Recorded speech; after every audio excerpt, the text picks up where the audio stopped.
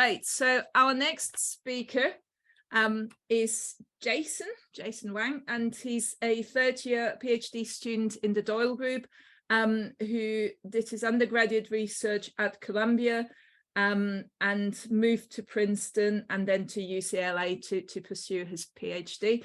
And again, I think you mostly want to hear from Jason, and he's just proven our theory about digital natives being able to make Zoom work. So the floor is all yours, Jason. Thank you very much. Yeah, thanks so much. My name is Jason. I'm from the Doyle lab. So I'm a third-year grad student. We recently moved from Princeton to UCLA. So Abby couldn't be here today. So I'm sort of speaking on her behalf today, telling you about some of our work in sort of applying machine learning in synthetic chemistry. So sort of this title slide here. I don't know if you're seeing my apps. There you go. So the title slide here, sort of Rubik's Cube, has some images of, everything that we do. So we're interested in, a lot of, catalysis. So we're interested in photoredox catalysis, nickel catalysis, as well as sort of interesting, high throughput experimentation, computational modeling, as you can see, and a lot of, sort of small molecule synthesis. So this is sort of just to give you an overview of what we do. And, ultimately we are synthetic chemists, and, most of the things that we think about ultimately leads back to sort of, synthetic chemistry development. One of the questions that we as a group sort of think about a lot is, can machine learning help us experimental chemists, do more with less during development, right? So like I said, we always think back to sort of reaction development. How can we use machine learning to do that more efficiently? Today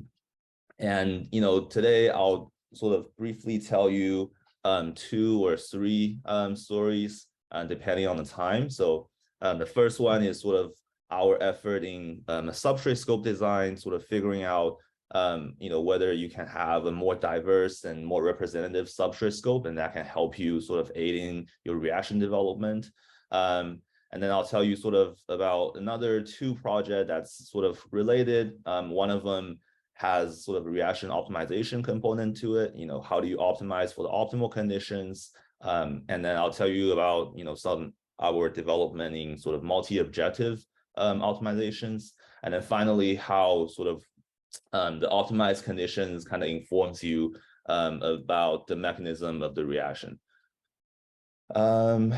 Great. So sort of before I start, I just want to sort of touch on some of the work that I did, which sort of is applied in, most of these studies. So this is sort of a software that we developed called AutoQChem. So one of the things that we sort of struggle with at the beginning is sort of the representation of molecules, right? So we want to train machine learning models, but, unlike an image or video where there is an easy way to sort of translate that information into a machine readable format, when it comes to molecule, it's, quite complicated.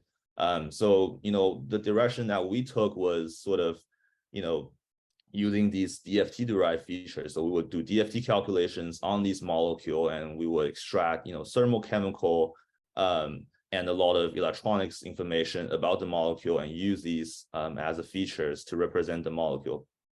So this is sort of the software that we developed to aid in this process. So essentially, just to walk you through the workflow a little bit. So you start with the SMILES, and then you generate the RDKit molecule. You search the conformers, initial conformers with different conformer searching softwares. And then you submit the conformers to basically a computer cluster, undergo DFT calculations. And then, our software can sort of manage the jobs on the cluster and then extract all the information, upload them to a database. We also implemented this sort of web interface that you can access and query your data. So sort of the design principle for this software or features, if you will, is sort of an end-to-end featureization in a high throughput fashion. So we go directly from SMILES to usable features. Another sort of the advantage of, the software that we wrote is, we want to manage these jobs, right? You're submitting sort of hundreds or thousands of jobs on the computer clusters, even for expert users. these can be sort of a challenge thing to manage. So we want to automatically manage the jobs on cluster, resubmit the failed jobs, and automatically downloads the jobs that succeeded. I should mention that this sort of job management feature is Slurm specific. So our computer cluster use Slurm scheduler. And we also sort of implemented this web interface, right? So all these sort of design principles are designed for, usually non-expert users in synthetic chemistry who don't have a lot of computer science background. So, I talked about the interface, so just to show you what it looks like. So this is the query phase. You can, input different criterias. You can, get your search results here, your list of molecules. And then when you go to the actual molecule page, you can see sort of visualization of different conformers that is, optimized by DFT. There's a lot of molecular features, properties, atom level descriptors, like XYZs and some sterics parameters, electronics information, and so on. And all these can be found on our website, autoqchem.org. If you're interested, you should check it out. So in terms of this software, our current development is sort of, we computed about 20,000 molecules or so. These are all molecules that usually act as substrates in sort of organic methodologies. So we have, aryl iodides, aryl chlorides, amides, sulfonamides, boronic acids. These are the sort of the molecules that we care about when we develop, like things like cross-coupling reactions or other sort of methodologies that we're interested in. So sort of other plans on deck is, we plan to sort of interface with other job schedulers. So some of our other clusters use HD Condor, which is sort of our next plan. Because we have all these conformations already optimized, so we want to compute sort of additional features with them, and then ultimately sort of do some machine learning models to do prediction models on these DFT level features, so we don't have to sort of do the time-consuming task, which is sort of DFT calculations on all the molecules.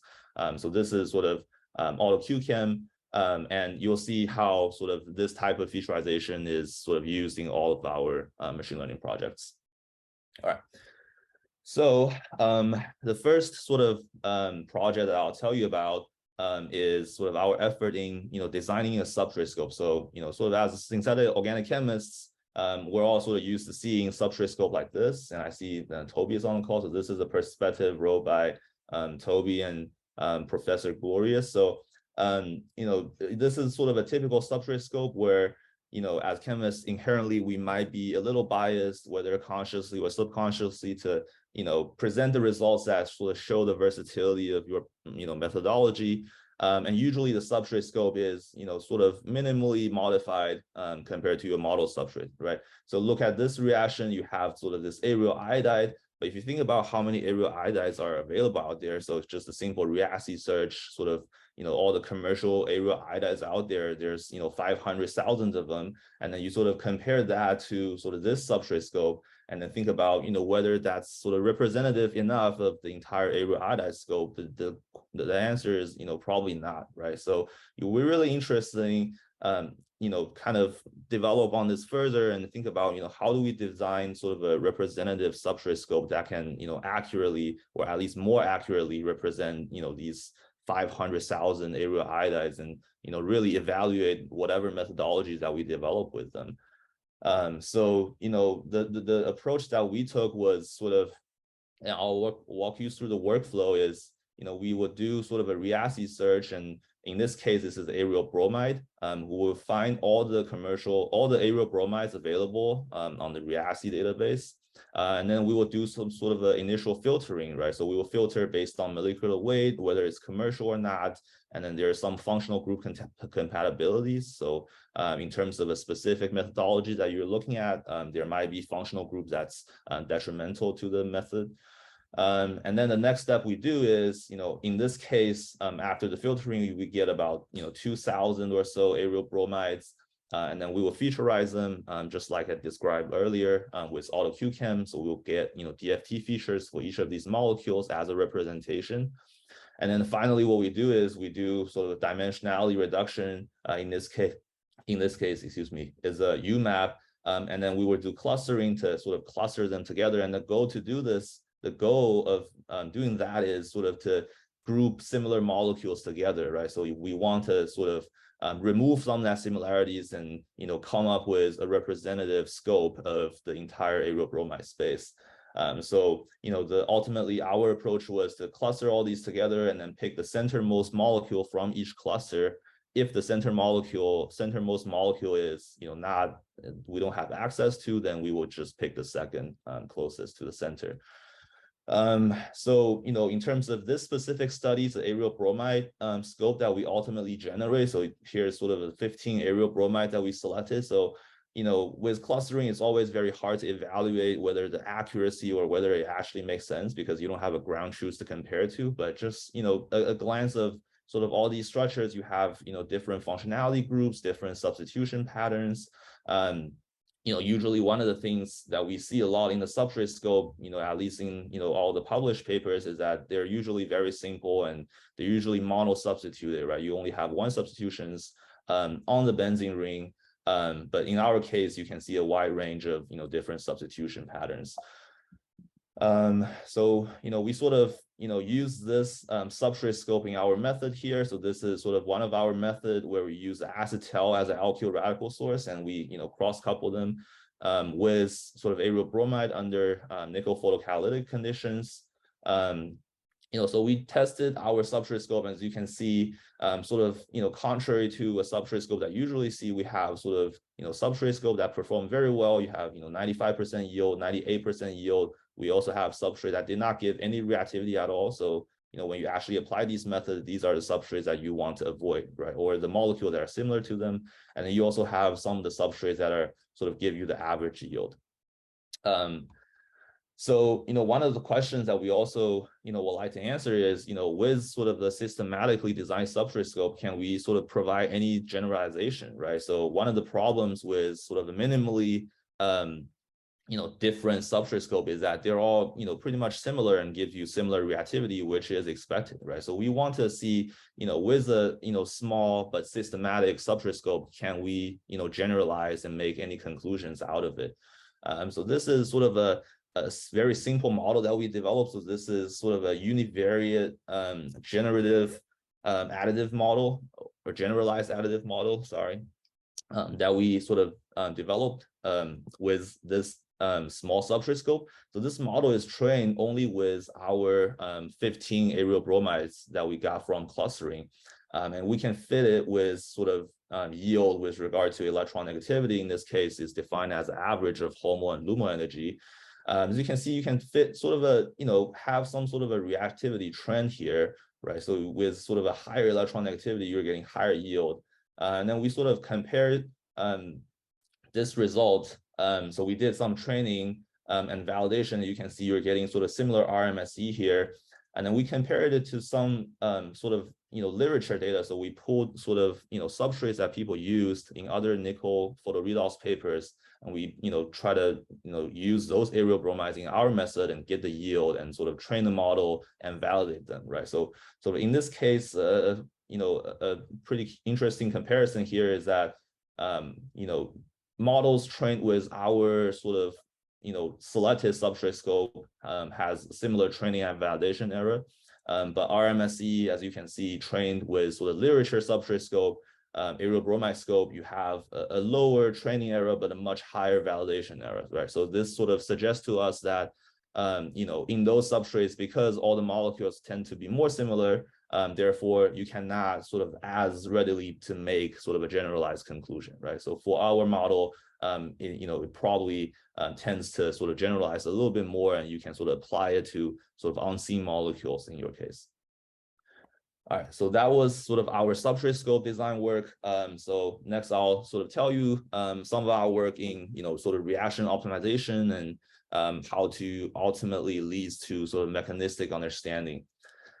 So, you know, when you think about sort of reaction optimization, it's always, you know, a you know, key part of what we do every day as synthetic chemists, right? It's also a very complicated question. It's multidimensional. You're exploring conditions that consist of, you know, multiple reaction parameters. You always need to think about additives, catalysts, solvents, temperatures, and so on, right? So there's a lot of parameters in play. and it's a very hard problem, right? So most of what we do is, we try to optimize the condition. So we're interested in seeing if there's sort of any systematic or, algorithm-driven way to do these type of optimization. So we, as a lot of others, we use sort of this Bayesian optimization approach. We developed sort of a Python API.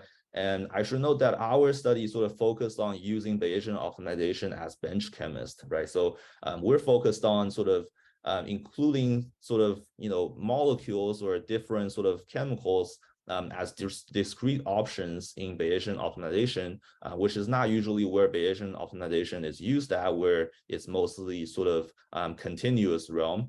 And then we're also interested in sort of applying to it at, bench chemistry, right? So we want to sort of run a few, let's say 3 to 6 experiments a day, and how do we select that and sort of best incorporate that into Bayesian optimization. So just to walk you through sort of our workflow, which is might not be obvious to you. So, ideally what we want to do is sort of we select the initial experiments, and then we run these experiments in lab. So like I said, it's typically sort of a small batch, like how you usually do when you optimize reactions.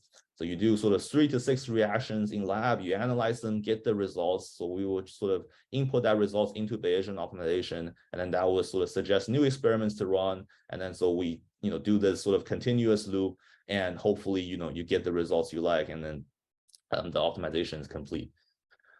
So, in terms of the actual algorithm development, so I'm skipping a lot of details here. So we evaluate sort of different reaction encodings. So DFT features appears to be sort of more beneficial compared to some other molecular descriptors, other encodings.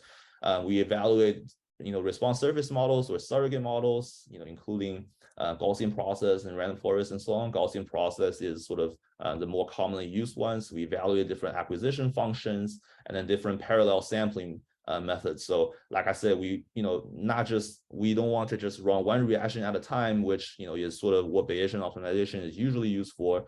We want to run sort of multiple experiments a day, right? Just as how you do as a bench chemist.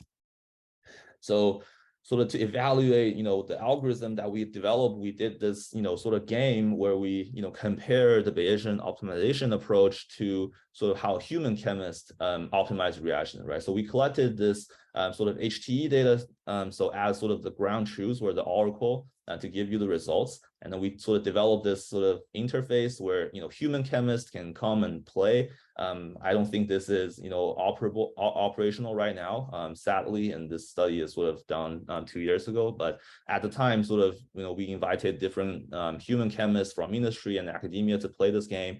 So basically, they would sort of pick the experiments that they want to run from this HTE scope, and the website would just automatically give them the answer.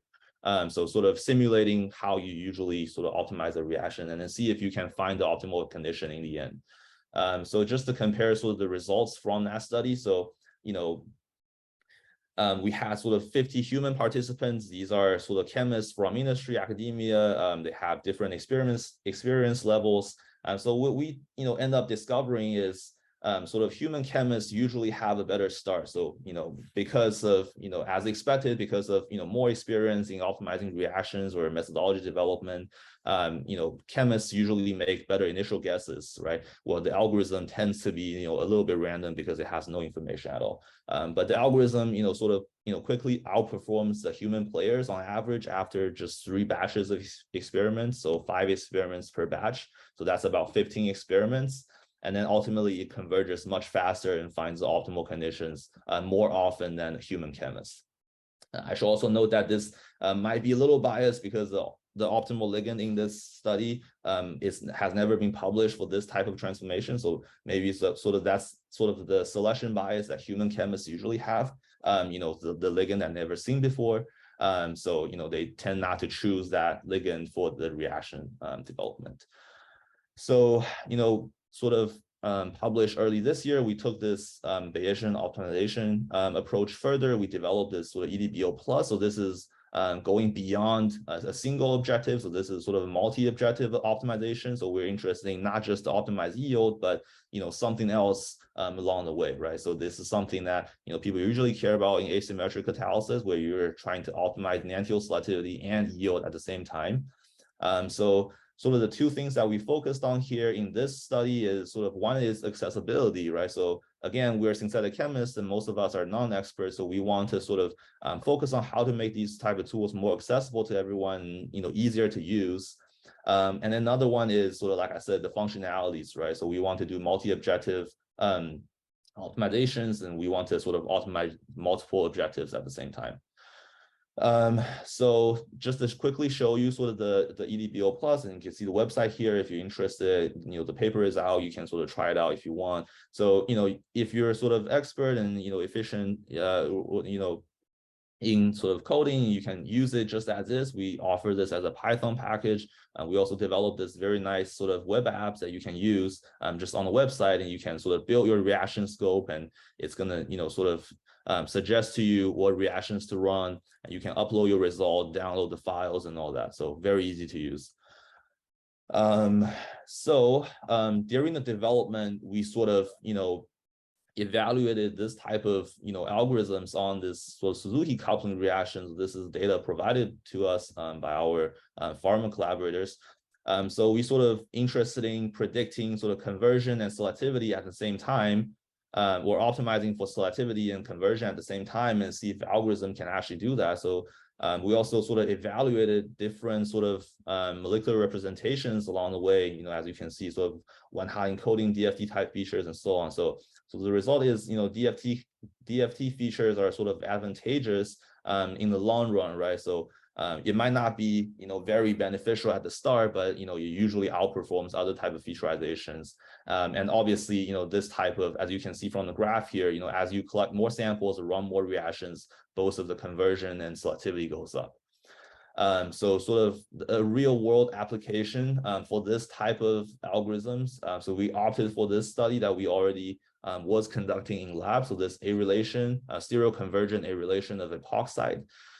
So this is a very challenging reaction. It's also a nickel for redox reaction. So you're using sort of these chiral biox or BIM ligands to affect the stereochemistry of this product. So this is a stereoconvergent reaction. So this is sort of the design scope that we set out to apply our EDBO plus to. So we designed the scope with sort of all these different ligands in mind, different biox ligands, benzyl biox, BIM ligands, along with different nickel catalyst, additive, solvent, light source concentrations, and so on. So ultimately, all the possible conditions that are available to us are sort of, a combination of all these things, right? So there is sort of a large number of conditions to choose from.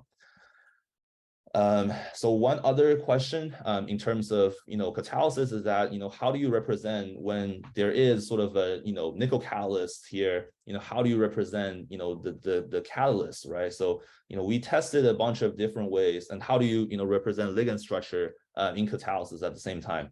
So we thought about different ways. So we can sort of just use the ligand structure as itself. We can sort of use these, ligand ligated to nickel, but these difluoro complex. So these would be sort of, a little bit cheaper when it comes to computations. We also sort of looked into these, nickel oxidative addition complex. So these are more sort of representative when it comes to actual catalysis in terms of, whether the features that you calculated from these complexes are actually, more similar to the complex that you actually encounter in the actual catalytic cycle, right? So, when it comes to the actual optimization of the reaction, so I told you about sort of our design scope, and this is sort of the optimization traces for this reaction. So, this data point here, this is sort of our manually optimized conditions, right? So it's at sort of 70% yield, 91% EE. This is about 500 reactions hand optimized. And then you can see sort of EDBO plus is already suggesting sort of after 24 experiments, reactions with similar levels of EE, but sort of higher yield, right? And I should note that this is, a little bit biased because sort of a big challenge in this study, at least the early days, is sort of to discover this ligand that actually gives you the good enantiomer selectivity, right? But for our design scope, we sort of just incorporated that in the scope. So that's, ligand discovery is obviously, always the challenging part here. So this result is a little bit biased, but nonetheless, with given the right scope, out of sort of, almost 2,000 experiments, it can sort of find the optimized conditions very fast, right, after 24 experiments.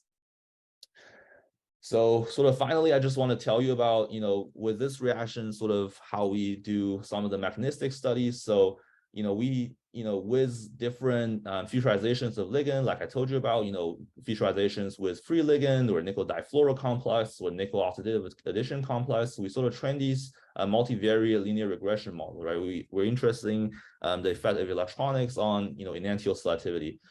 So ultimately, we sort of discovered that if you sort of do DFT calculations on, sort of the nickel oxidative addition complex, and then you use sort of multivariate linear regression, you can train a decent model to sort of predict your delta delta G double dagger, right? So in this case, you have sort of, it's mostly electronics driven. So the actual model in this case is sort of the NBO charge of this nitrogen, NBO charge of the carbon, and the polarizability of the entire molecule. So sort of the one last question, being that this is a stereoconvergent reactions, we want to, get some answer out of is sort of, where does the enantiomer induction come from, right? So if you think about sort of, in enantiomer induction in general, sort of one way to do this is, the more traditional sterics effect. So this is steric effects coming from a chiral ligand usually, and it affects sort of enantiomer induction, right? So another sort of possibility is exemplified by this sort of classic Jacobson epoxidation. So this is sort of electronics driven, enthalpy driven. So, basically you have sort of different, in this case, different sort of energy difference between your starting material and this intermediate here, driven by sort of whether the manganese is electron rich or electron poor. And that changes the position of the transition state. So, with these electron rich substituents, you're sort of having a later transition state, which, according to Hammond's postulate, it's more similar to the intermediate. So that gives you a higher level of enantiomer induction. So we're wondering if this is the case in our reaction. So we did some iron analysis with these 5 different ligands, and we calculated sort of delta delta H double dagger and delta delta S double dagger. And so the curious thing here is that, we observed somewhat of a trend for enthalpy, but not for entropy, right? So we sort of plotted that against, we actually found the correlation between sort of the delta delta H double dagger with the NBO charge of the nitrogen. So this is sort of indicative of how electron donating these sort of biox or BIM ligands are. So we actually discovered is that, or our conclusion out of it is that sort of electron donating ligands, just sort of driven by these enthalpy changes, actually achieves sort of a similar phenomenon in the Jacobson example. You're achieving sort of a later transition state, which makes it sort of more similar to the intermediate, achieving a later transition state, and that gives you a higher level of enantiomer induction, right? I should note that in our case, sort of you need these electron-rich, BIM ligands for you to, get high levels of enantiomer selectivity. All right, so hopefully I didn't go too over time, but sort of just to summarize here today, I sort of told you about our studies in both the tool development and also methodology development. So we developed these automatic DFT calculation tools. We design sort of systematic substrate scope, and that helps us to generalize when it comes to sort of reaction development. How do you make generalized conclusions? And I also told you some of our work in reaction optimizations, and then using some of the data science tools to aiding the mechanistic understandings of the methodologies that we develop as well. So hopefully we I sort of convinced you that we are on our way to help experimental chemists do more with less here. So obviously still a long way to go, but hopefully we're making some progress here. And then finally, yeah, these are, you know, the group members in lab and a lot of our funding sources and collaborators. And this is the picture that we took at Princeton. This is the one we took at UCLA. It's a little bit sunnier, as you can see, but thank you for listening. I'm happy to take any questions. That's great. Thank you very much, Jason. So we actually had a question come through in the chat. So I'll start with this one, and it's from Adam Clayton, who is asking, when developing the EDBO plus algorithm, did you compare the performance to other multi-objective algorithms capable of optimizing categorical variables? For example, MVMOO, Dragonfly, and Bayesian. Yeah, not sure. I don't think we compared directly with these two. So we didn't really focus on the performance side of things. So this is sort of EDBO Plus is really, you know, built on our previous generation EDBO. So yeah, performance was not sort of a big thing that we focused on. So like I said, we, you know, focused more on sort of accessibilities, how, you know, easy to use it is for chemists. You know, we're not sort of necessarily trying to say, you know, our algorithms are any different than what's already out there. So that's, I guess that's not our goal here. It's sort of becoming the new DFT, right? Everybody has a favorite DFT functional. Now everybody has a favorite algorithm as well. Yeah, exactly. In view of the time, I'm going to move us on.